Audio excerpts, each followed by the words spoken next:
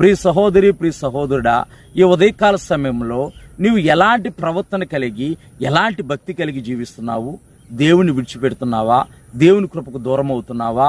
దేవుని యొక్క ప్రేమను తునీకరించి నీవు జీవిస్తున్నావా? ప్రియ సహోదరి, ప్రియ సహోదరుడా, దేవుని యొక్క పేరట మిమ్మల్ని బతిమాలుతున్నాను. దేవుని యొక్క కృపకు ఎప్పుడూ దూరం కావద్దు.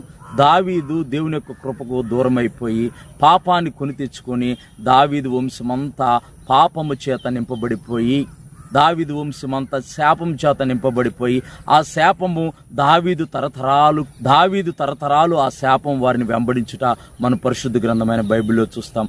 అయినా దేవుడు దావీదుకు శాశ్వతమైన కృపను అనుగ్రహించి ఆ పాపం యొక్క దోషం నుంచి దావీదుని విడిచిపెట్టాడు. కానీ ఆ మచ్చ అలాగే ఉండిపోయింది. ప్రియ సహోదరి, ప్రియ సహోదరుడా, కృప ఉంది కదా అని పాపం చేస్తే గాయమైతే మానుతుంది, కానీ ఆ మచ్చ అలాగే